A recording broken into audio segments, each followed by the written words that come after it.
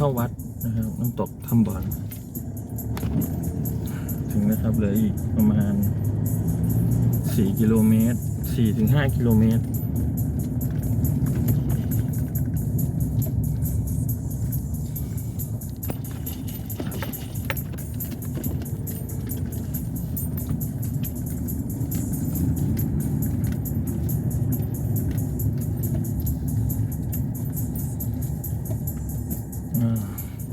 เนื่องจากเราอยู่แนวชายเขานะครับข้างหน้าเนี่ยก็จะเป็น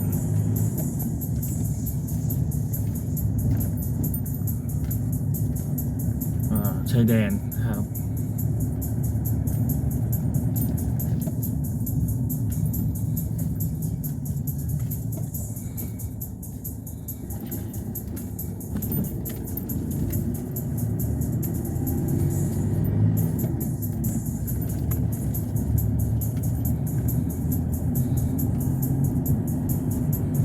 น่าจะมาทันพอแสงนะครับเพราะว่าตอนนี้ก็เวลาประมาณ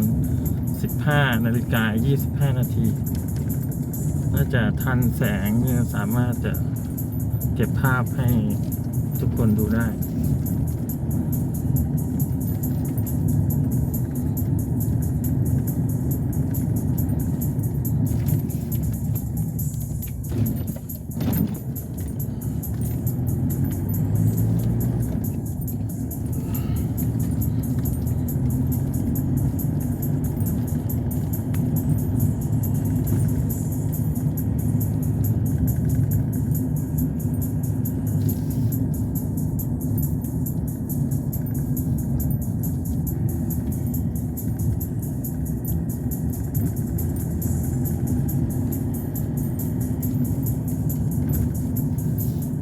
นี้น่าจะอยู่เชิงเขานะครับถ้าไม่ผิดนะครับเห็นอยู่วันที่อยู่บนเชิงเขาก็ที่เป็นทางไป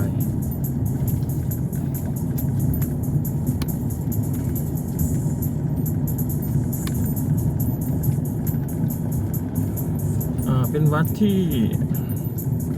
ไม่ค่อยจะมีคนได้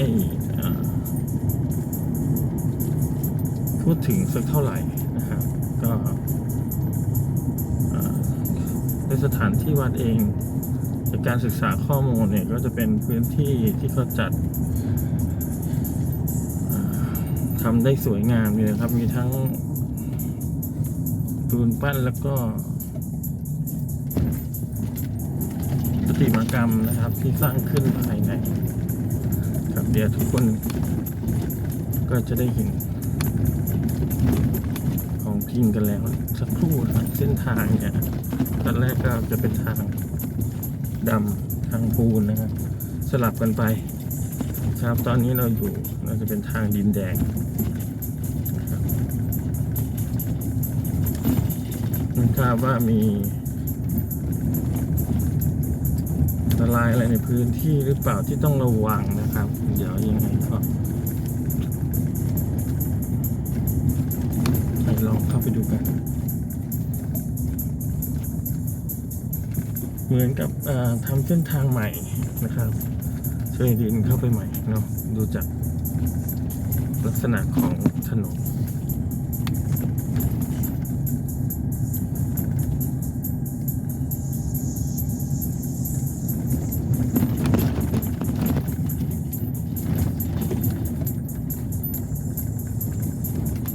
เดี๋ยวผมจะตัดภาพไปให้ถึงใกล้กว่านี้นิดนึงนะครับ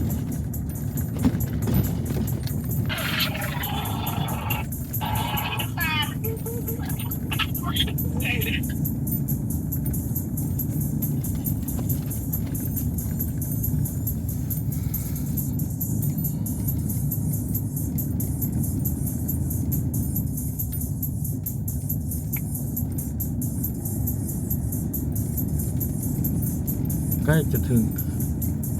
เส้นทางค่อนข้างลำบากนิดนึงนะครับแล้วก็เป็นทางดินแดงนะครับแล้วก็ค่อนข้างขรุขระนะครับไม่เรียบ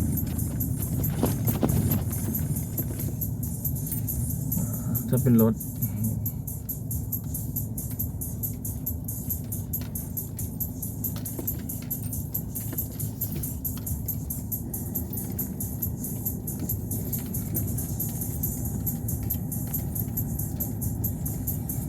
ผมยังไม่เห็นตัววัดเลยนะ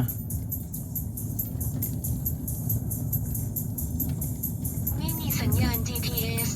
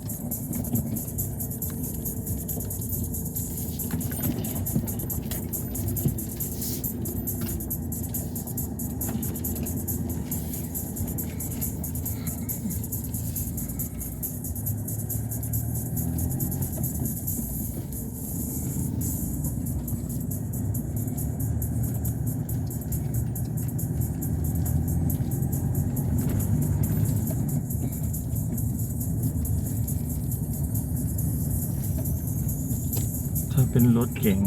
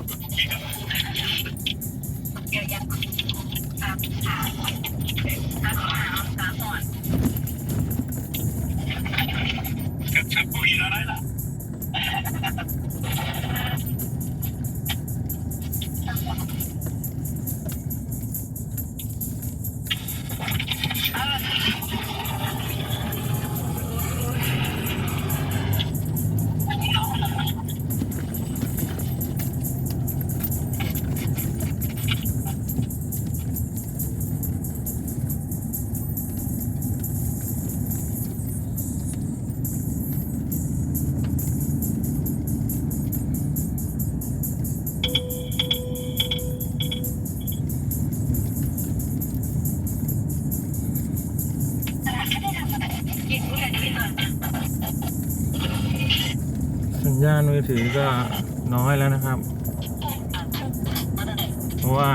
ก็ใกล้ชายแดนมากขึ้นนะครับ ค่อนข้างขรุขระทีเดียวสำหรับเส้นทางนะถ้าเป็นรถเก๋งนี่ก็น่าจะลำบากอยู่นะครับ แล้วก็ถ้าเป็นผู้หญิงก็ให้อยากเดินทางคนเดียวนะครับตอนนี้พบทางที่เป็นคอนกรีตน่าจะเป็นทางขึ้นวัด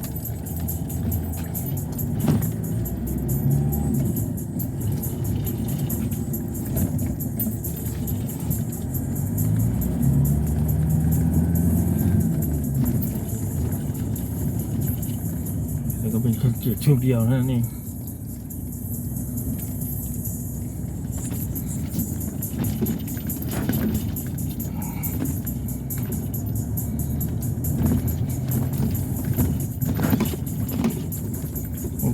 ถ้าเป็นรถเก่งลำบากเลยครับ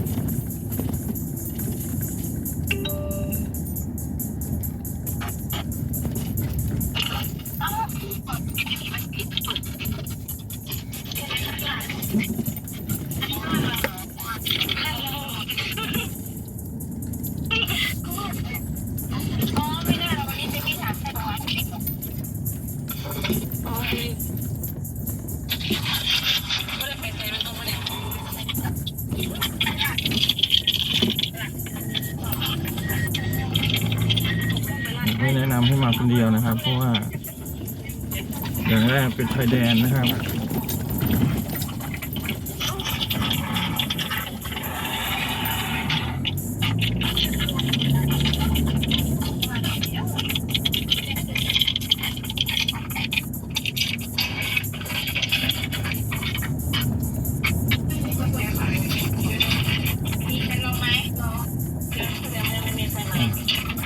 เจอป้าย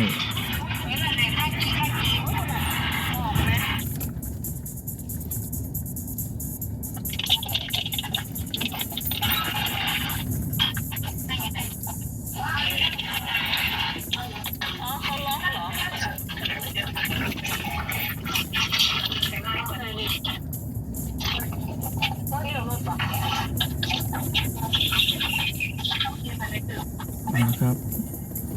ก่อนถึงวัด ของคุณอยู่ทางซ้าย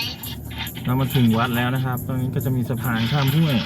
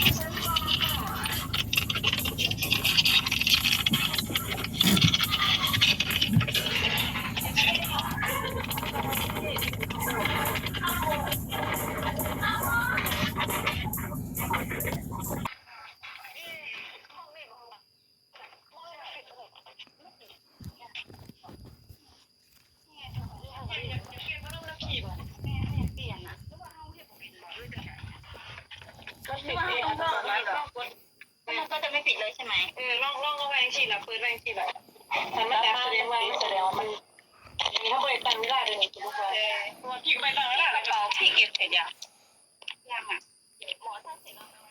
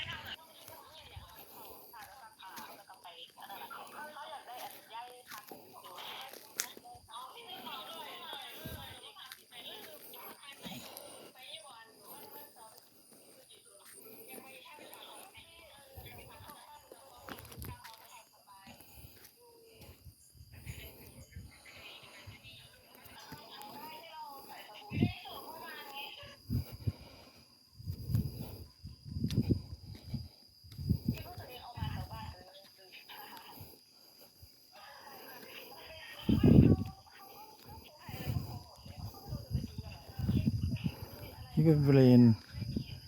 ลานจอดรถนะครับ ที่เขาทำไว้ให้จอดรถ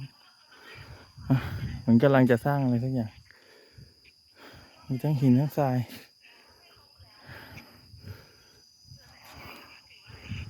อันนี้เป็นเขา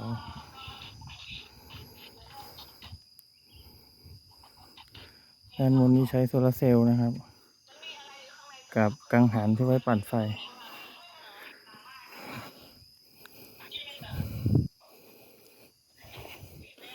เดินขึ้นไปหน่อยจะเห็นพุทธรูปนะครับองค์ใหญ่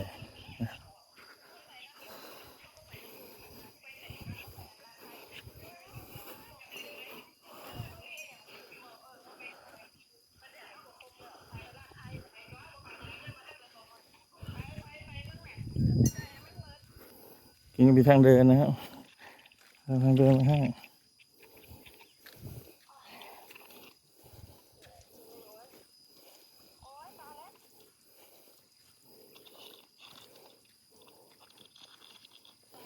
จะมีสิ่งก่อสร้างนะครับที่เป็นพระพุทธรูป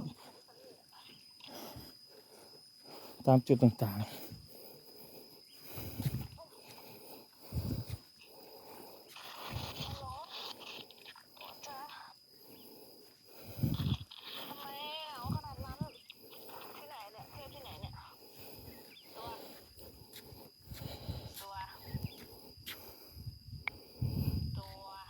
วัดน้ำตกถ้ำบอนไหนดูสิไม่เห็นจะมีน้ำตกเลยสาธุขอให้กลับไปแล้วผัวก็มารอรับที่สนามบินแล้วก็ถึงได้กันอย่างมีความสุขสาธุค่ะพรนะตัวขอให้นาย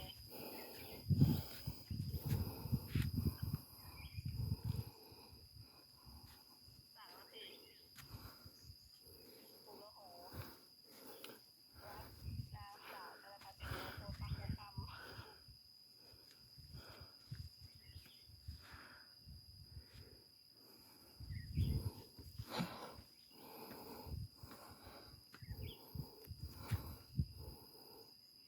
ขอแบบนี้ได้ไหมนะครับเป็นพระพุทธรูปองค์ใหญ่ ทำไมตัวไม่พาเข้าไปเขาก็ไปคนเดียวตู้กล้องตัวนั้นโทรมาเลยกล้องตัวนี้เหมือน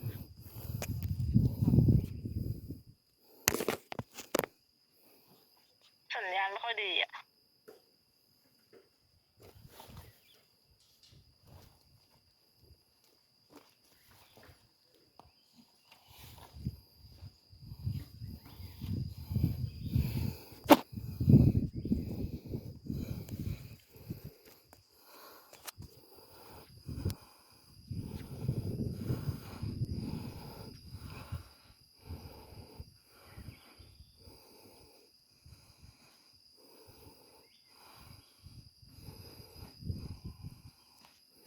ดูวิวนะครับ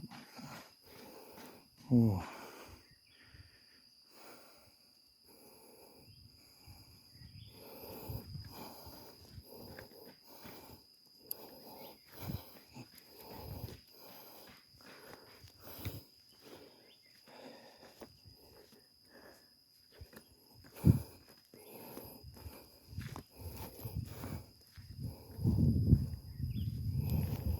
ต้องรีบไปนะครับ เพราะว่า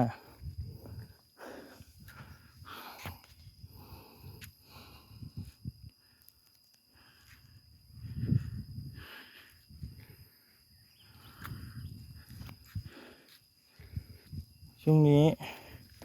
มีป้ายประกาศร่วมทำบุญสร้างโบสถ์นะครับ ก็ถ้าใครมาในทันช่วงนี้ก็สามารถมาทำบุญกันได้นะครับ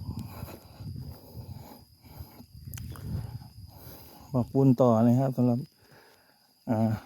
ทุกคนที่ได้ชมคลิปนี้นะครับ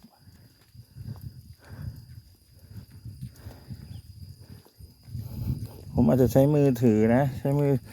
อถือที่ใช้มือตัวเองถือเอานะครับบางทีมันอาจจะสั่นบ้างนะครับ ไม่ได้มีอุปกรณ์อะไรที่เป็นระบบกันสั่นนี้เดี๋ยวจะหาทางไปตั้งน้ำตกนะครับ ไม่รู้จะไกลแค่ไหน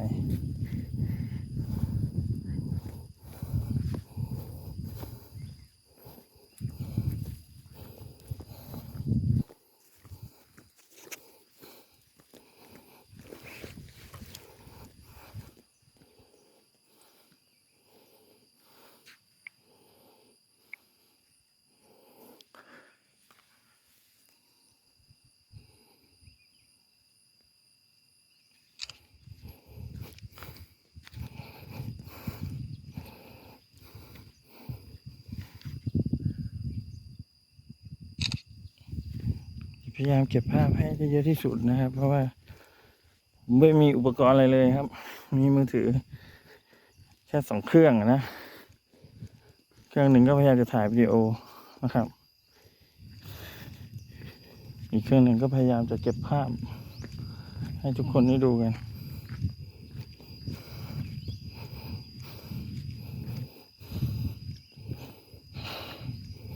ตรงนี้ก็จะเป็นจุดชมวิวนะครับเรามาถึงที่จอดรถจะมีศาลาครับแล้วก็ทางเดินที่เป็นทำเป็นทางเดินนั่นแหละไว้เป็นจุดชมวิว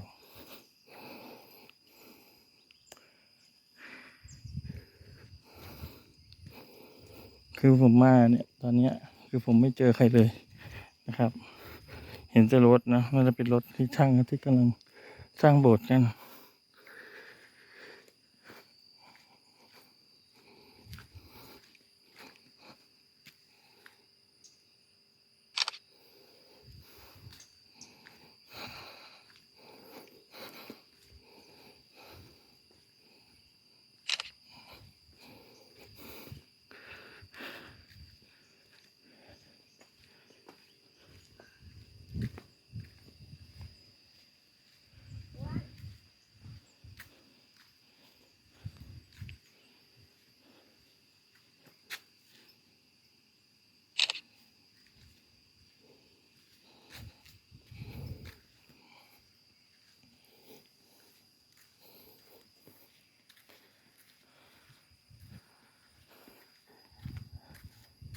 ข้างล่างเป็นถ้ำอะครับ ใช่ค่ะเป็นถ้ำ ไกลไหมครับ ไม่ไกลค่ะ ไม่ไกล ไม่เห็นเสียงน้ำไม่ไกล อ๋อครับครับ ไปไหว้ปู่ตรงนั้นเลยค่ะ น้ำตกนี่เขาขึ้นข้างบนอย่างเดียว ข้างล่าง ข้างล่างนี่ ค่ะ อ๋อครับครับ ก็ถามพวกเขาบอกเสาร์อาทิตย์คนจะเยอะมาจากไหนเนี่ย มาจากอุบลนี่แหละครับ เอาเหรอ ครับ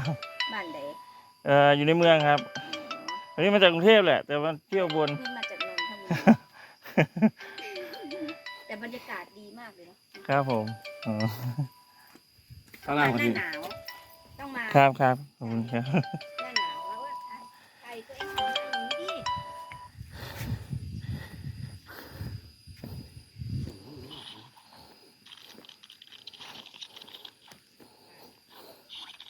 เครื่องเนี่ยใช้ถ่ายวิดีโออยู่ โทรมันทำไม เครื่องนั้น ทำไมเครื่องนั้นเป็นอะไรทำไมไม่ให้ถูกไปเครื่องนั้น ถ่ายวิดีโออยู่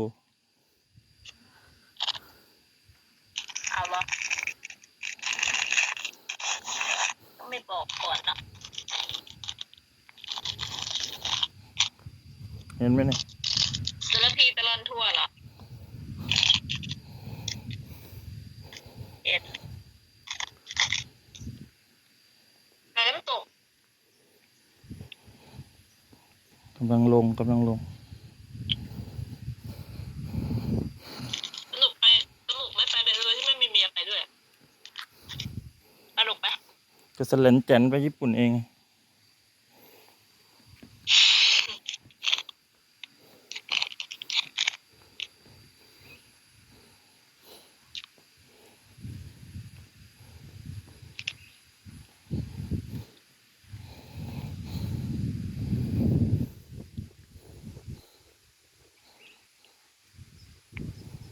ครับทางนี้เป็นทางลงอะนะครับ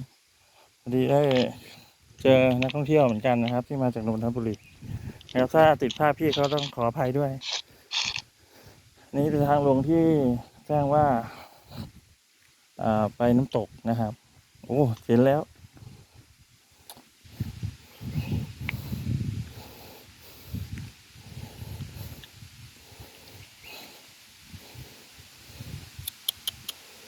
โอ้โห ไกลมากไหมเนี่ย 100 กว่าโล โอ้โห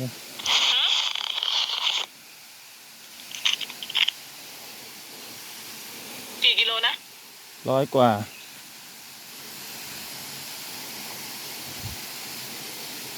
ไปทำไมก่อนเติมน้ำมันรถ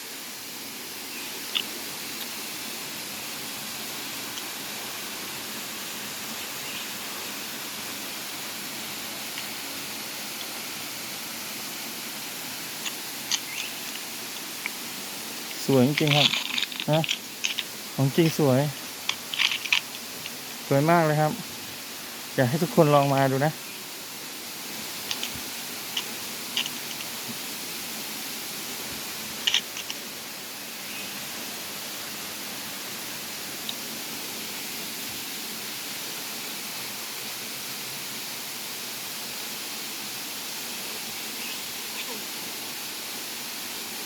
านนี้ประเทศญี่ปุ่นไม่อร่อย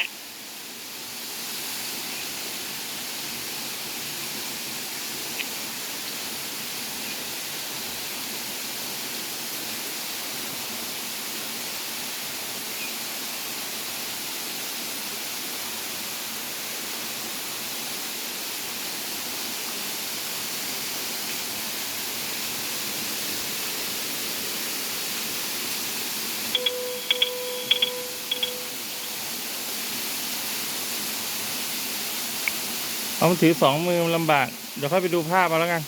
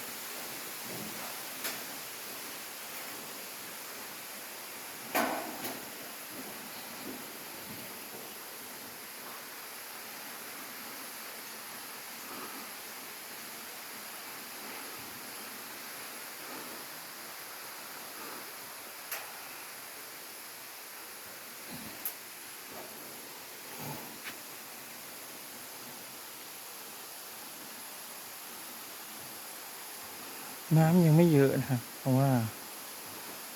อันนี้เป็นสะพานไม้เนาะที่ข้ามไปฝั่งนู้นนะครับ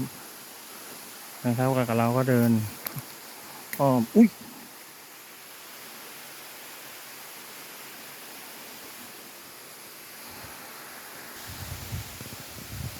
ตอนนี้เราอยู่สะพานนะครับที่ข้าม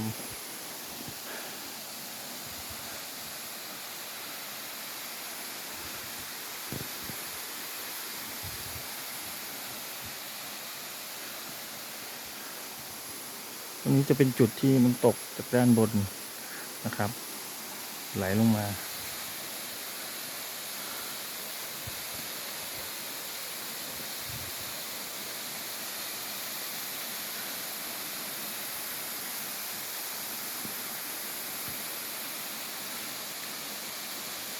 ล้อมรอบด้วยสิ่งศักดิ์สิทธิ์นะครับ ที่เป็น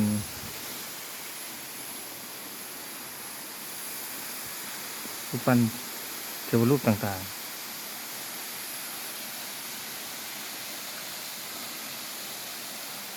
ครับเดี๋ยวเราไปที่จุดชมวิวแต่ตอนนี้เราต้องข้ามสะพานไม้ก่อนนะครับเป็นสะพานสลิงนะครับ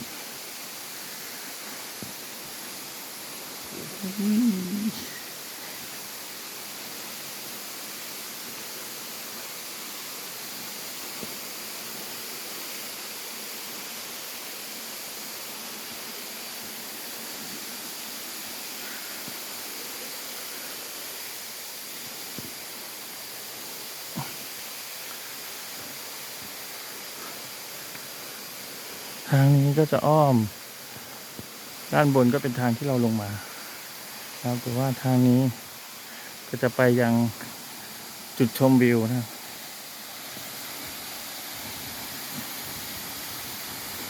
เดี๋ยวผมขอเพิ่มใหม่ผมตกไปในแอ่งน้ำก็จะเสียไมค์ไปแล้วนะครับ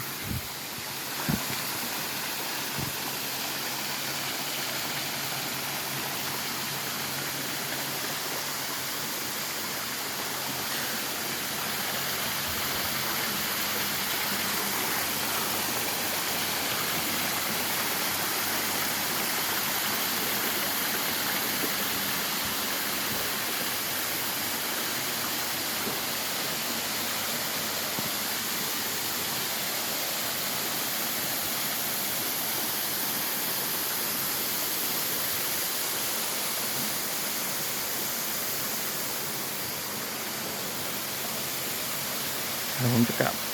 เดี๋ยว